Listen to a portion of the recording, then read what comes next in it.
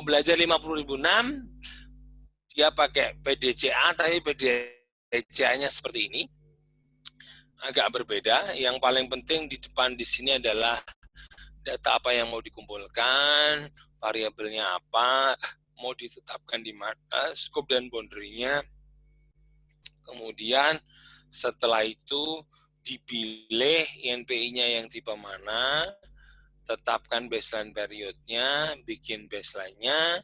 Setelah baseline-nya jadi, diuji secara statistik, itu si baseline memenuhi syarat atau tidak, baru kemudian dipakai untuk membandingkan kinerja, baru kita tahu kinerja yang betul. Contoh, ini kalau kita ngomong scope dan boundary baseline itu ada yang pendekatannya physical, ada yang pendekatannya sistem, ada yang pendekatannya organization. Contoh, Bapak dan Ibu pengen tahu apa nih kalau ngomong sistem boiler? Pengen tahu apakah uap dihasilkan secara hemat atau tidak. Berarti boundary-nya adalah ada bahan bakar masuk, ada uap keluar. Kita bandingkan berapa banyak bahan bakar masuk dibandingkan uap keluar. Tapi kalau kemudian pertanyaannya, apakah uap digunakan secara efisien di proses produksi, maka yang masuk jadinya adalah berapa banyak uap masuk, berapa banyak produk yang keluar. Tapi kadang-kadang perusahaan nekat, yang dipantau adalah berapa banyak bahan bakar dibandingkan dengan berapa banyak produk. Padahal sebenarnya kalau tahu bahan bakar dibandingkan produk naik, pertanyaannya, Bapak tahu nggak yang naik itu waktu bikin uapnya atau waktu pakai uapnya? Yang boros anak-anak yang pakai uap atau anak-anak yang bikin uap? Nah, kalau sama-sama nggak tahu ya, nah berarti kan sebenarnya kurang bermanfaat informasi tentang kinerja itu. Cuma masalahnya ketersediaan alat ukur. Makanya harus dilihat lagi, ya harus dilihat lagi. Penetapan scope dan boundary itu harus dilihat lagi. Nanti saya kasih contoh yang punyanya Pupuk Kaltim. Kemudian setiap pengguna NPI itu punya kebutuhan sendiri-sendiri. Level top management bisa jadi concern-nya cuma cost, bisa jadi. Artinya buat dia, beliau cuma mau tahu energi cost dibandingkan dengan harga pokok produksi itu makin turun atau enggak. Bisa jadi simpel seperti itu. Tapi kalau saya adalah operator boiler, saya pengen tahu boiler saya efisien atau enggak. Kalau saya manajer utility, bisa jadi saya pengen tahu dua-duanya. Pakai uapnya hemat atau enggak, bikin uapnya hemat atau enggak. Jadi setiap user itu harus didefinisikan. Mereka butuh tahu apa, dan harus difasilitasi dalam bentuk indikator kinerja energi. Gitu ya. Nah, ini contoh pengguna NPI.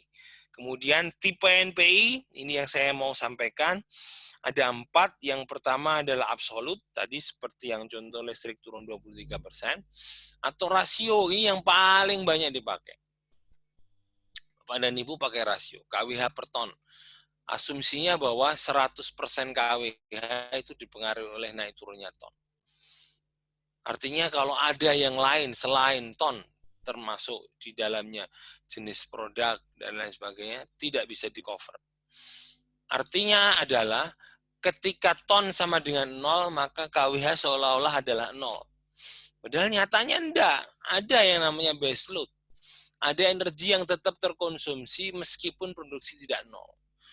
Contohnya kalau furnace-nya kaca itu kan minimal tetap dijaga suhu 700 derajat. Karena kalau enggak kacanya beku di dalam, bongkar furnace sampai. Gitu ya. Jadi ada beberapa hal yang namanya base load yang tidak bisa tercover kalau Bapak dan Ibu masih pakai rasio. Jadi hati-hati buat perusahaan yang sekarang sebenarnya karakter prosesnya itu base load tinggi, tapi Anda pakai full rasio. Nah, itu bisa mislead. Ketika kapasitas produksi turun, Bapak seolah-olah boros. Ketika produksi kapasitasnya tinggi, Bapak seolah-olah hemat. Itu kemarin yang waktu webinar dengan Kementerian SDM, pengaruh pandemi COVID, saya bahas. Untuk perusahaan yang salah menetapkan indikator pakai rasio, maka COVID ini bisa bikin seolah-olah sampean boros, padahal bukan dosamu. Ini cuma karena Anda harus menghidupkan sesuatu yang tetap hidup,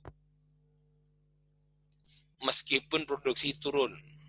Karena belum tentu, belum pasti semuanya bisa pakai variabel. Kemudian yang ketiga adalah pendekatan regresi. Kelebihannya dia sudah mempertimbangkan baseload dan dia memungkinkan untuk mengakomodir normalisasi dampak dari lebih dari satu variabel. Dipengaruhi oleh tergantung pada jadi listrik dipengaruhi oleh berapa banyak saus yang dihasilkan, tapi juga terpengaruh berapa banyak kecap yang dihasilkan, juga terpengaruh berapa sirup yang dihasilkan. Bukan cuma liter produk, karena beda produk, beda liternya, beda konsumsi energinya. Itu memungkinkan bisa dibikin kalau kita pakai regresi yang multi regression. Yang tidak bisa kalau kita pakai rasio, karena rasio cuma tahu satu pembagi. Atau pakai engineering model. Saya masih belum pernah ketemu ini yang pakai engineering model ini.